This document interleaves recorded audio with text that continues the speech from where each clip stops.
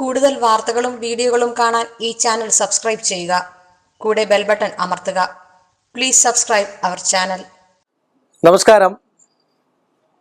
എന്നെ സഹിച്ച് കേൾക്കാൻ പോകുന്ന താങ്കൾക്കും എൻ്റെ മാന്യ പ്രേക്ഷകർക്കും എന്നെ ഇഷ്ടപ്പെടുന്നവർക്കും ഞാൻ ഇഷ്ടപ്പെടുന്നവർക്കും ജ്യോതിഷപ്രേമികൾക്കും ഏവർക്കും എൻ്റെ നിസ്സീമമായ ശ്രേഷ്ഠമായ സുസ്വാഗതം. ഇന്ന് അത്ത നക്ഷത്രത്തെക്കുറിച്ചാണ് പറയാൻ പോകുന്നത്. അത്ത നക്ഷത്രം ഏറ്റവും നല്ല നക്ഷത്രമാണ്. ദേവഗണത്തിൽപ്പെട്ട കന്നിക്കൂറിൽപ്പെട്ട നക്ഷത്രമാണ്. നമ്മളൊക്കെ പറയുന്നത് ഇവർക്ക് എപ്പോൾ നല്ലത് വരും എന്നാണ്. അത്ത നക്ഷത്രം ചന്ദ്രദശയിലെ ജനനമാണ്. രോഹിണി അത്തം തിരുവോണം ചന്ദ്രദശാകാലത്ത് ജനിക്കുന്ന നക്ഷത്രമാണ് അല്ലേ? അപ്പോൾ ആ ചന്ദ്രദശ തൊട്ട് ശശിപത്ത് 7 ചൊവ്വ 18 അങ്ങനെയാണ് പോകുന്നത്. ചന്ദ്രദശ, പിന്നെ ചൊവ്വാദശ, പിന്നെ രാഹുർദശ, 30 വയസ്സ് വരെ രാഹുർദശ, 46 വയസ്സ് വരെ വ്യാഴദശ ഒക്കെ. പക്ഷെ ഇവർക്ക് ഏറ്റവും കൂടുതൽ ശനിയുടെ അപകാരങ്ങളോ ശനി സംബന്ധമായിട്ടുള്ള വിഷയങ്ങളോ അപകാരങ്ങളും ശനി ദശയൊക്കെ വരുമ്പോഴാണ് ഇവർക്ക് ഏറ്റവും കൂടുതൽ നന്മകൾ ഉണ്ടാകുന്നതായിട്ടുള്ള ഒരു അവസ്ഥാന്തരം കാണുന്നത്. വളരെ പാവപ്പെട്ട നക്ഷത്രക്കാരാണെങ്കിൽ കുടിലത കൂടുതലുള്ള ഒരു നക്ഷത്രമാണ്. ക്രൂക്കഡ് മൈൻഡ് ഉള്ളിൽ ഒതുക്കി വെച്ച് ഏത് തന്ത്രപ്രയോഗങ്ങളും പ്രയോഗിക്കാൻ കഴിവുള്ള ഒരു നക്ഷത്രമാണ് ഈ അത്ത. അതുപോലെ ജിജ്ഞാസുക്കളാണ്. എല്ലാ കാര്യങ്ങളും അത് ഒരു അഭിവാഞ്ചിയോടുകൂടി ചെയ്യുന്നതായിട്ടുള്ള ഒരവസ്ഥയുള്ള ഒരു നക്ഷത്രമാണ്.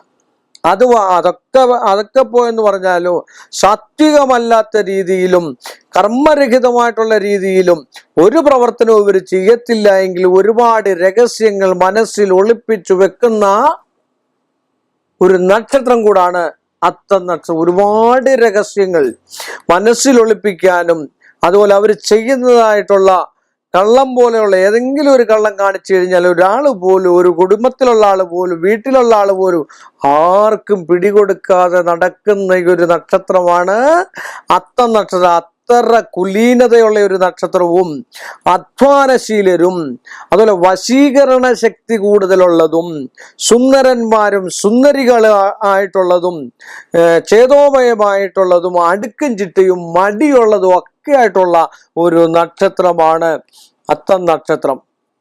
ജീവിതശൈലി എന്നിവ ഇവരുടെ ലക്ഷണങ്ങൾ. അങ്ങനെയുള്ള ആ ഒരു ജീവിതശൈലി ഇവരുടെ ജീവിതത്തിലെ ഒരു ലക്ഷണമാണ്.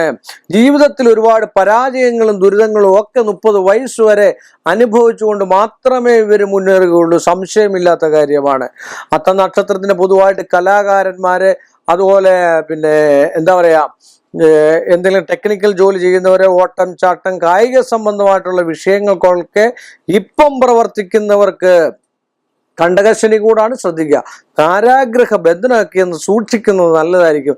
പോലീസ് കേസ്, മറ്റു കാര്യങ്ങൾ. ഇപ്പൊ 2 വർഷമായി തുടങ്ങിയിട്ട് ഇനിയിപ്പോൾ അടുത്ത ജനുവരി 2020 ജനുവരി മാസം വരെ ക്ലിപ്തമായിട്ട് പറയുന്നില്ല, വരട്ടെ. ആ സമയത്ത് നമുക്കറിയാം കണ്ടകശനി ഉണ്ട്.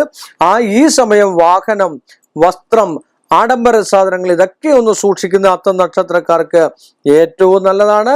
ഇപ്പോൾ ശനിദശ ഉള്ളവർക്ക് 46 വയസ്സ് കഴിഞ്ഞ് ഒരു 50 വയസ്സ് 55 വയസ്സിനിടയ്ക്കുള്ളവർക്ക് വീട്, വാഹനം, ഭൂമി ഇതൊക്കെ ഉണ്ടാകാനുള്ള സാധ്യത വളരെ കൂടുതലാണ്. ജോലി അല്ലെ കർമ്മ സംബന്ധമായിട്ടുള്ള വിഷയങ്ങൾ നഷ്ടപ്പെടാതിരിക്കാനും ഉദര സംബന്ധമായിട്ടുള്ള വ്യാധി ഉണ്ടായിരിക്കാൻ, ഫുഡ് പോയിസൺ ഒക്കെ ഉണ്ടാകാതിരിക്കാനായിട്ട് വളരെയധികം ശ്രദ്ധിച്ചൊക്കെ ആഹാരം കഴിക്കുന്നതും പച്ചക്കറിയൊക്കെ കൂടുതൽ കഴിക്കുന്നതും അവിയലും കഴിക്കുന്നതൊക്കെ നല്ലതാണ്. ഐശ്വര്യപ്രദമായിട്ടുള്ള ഒരു അവസ്ഥയാണ്.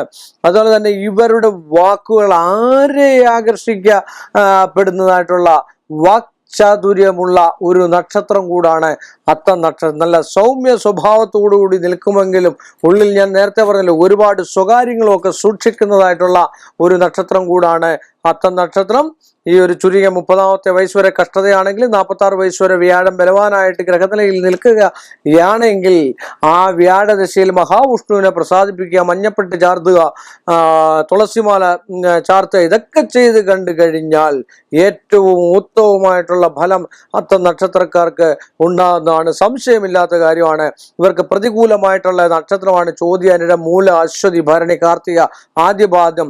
ഇവർക്ക് വളരെയധികം മോശമായിട്ടുള്ള നക്ഷത്രമാണ്. ഇവരുമായിട്ട് കൂട്ടുകൂടുക, മറ്റു കാര്യങ്ങൾ ചെയ്യുക, കമ്പനി സംബന്ധമായിട്ട് ഷെയറിൽ ചേരുക, എന്താ പറയുക, സിനിമാ ഫീൽഡിലൊക്കെയുള്ള അഭിനയം, കല, സാഹിത്യം, എഴുത്ത്, ഇതൊക്കെയുള്ള ഒരു ഒന്നിച്ചുള്ള കൂട്ടുകെട്ടിൽ നിന്ന് തിക്താനുഭവങ്ങളിൽ ചില മോശമായിട്ടുള്ള അനുഭവങ്ങൾ ഉണ്ടാകാൻ സാധ്യതയുണ്ടെന്ന് പറഞ്ഞുകൊണ്ട് എൻ്റെ ഈ ചെറിയ എപ്പിസോഡ് ഈ എളിയ മനുഷ്യൻ്റെ ഇവിടെ അവസാനിപ്പിക്കുന്നു.